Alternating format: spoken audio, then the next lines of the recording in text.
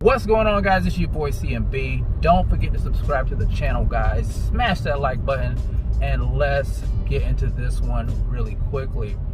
Now, guys, I made a video the other day about Errol Spence Jr. Being a different breed of fighter. And whether you love him, whether you hate him, you guys know he's done some phenomenal things in his weight class. Defeating 3 champions, becoming a unified champion, and being only 1 title away from being the king of the division. The only person standing in his way, of course, is the WBO welterweight champion, Terence Crawford, who is a phenomenal fighter in his own right.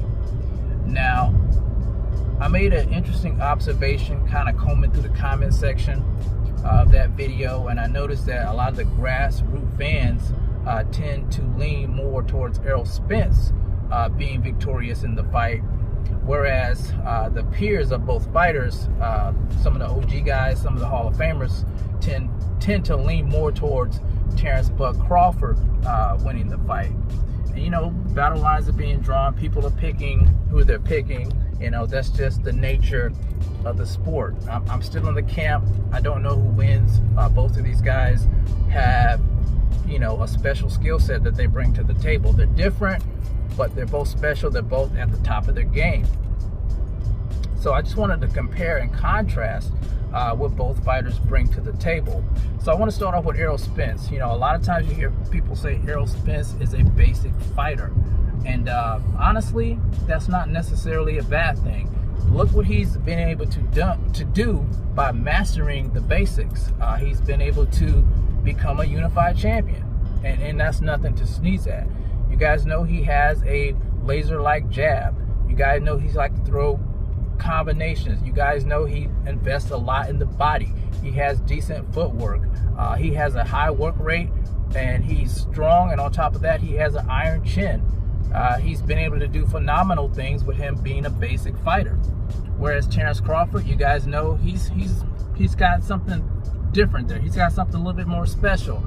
You guys know he has great footwork. You guys know he's a switch hitter. He can go from righty to lefty. He likes to set traps.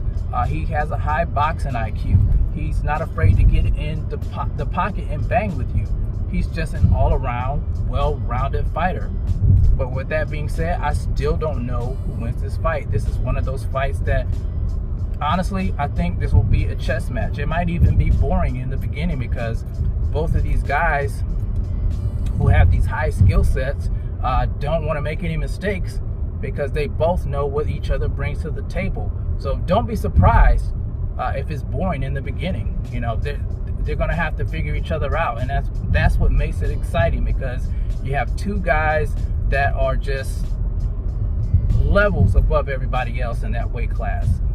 But that's all I wanted to say about that, guys. I just made that observation, and I thought that was interesting how a lot of the fans differ from some of their boxing peers. But you guys, let me know what you think in the comment section about this fight. Who do you have? And do you think the fight will go the distance? Or do you think somebody will get knocked out in this fight? Let me know in the comment section, guys. It's the CMB. I'll talk to you guys in the next one.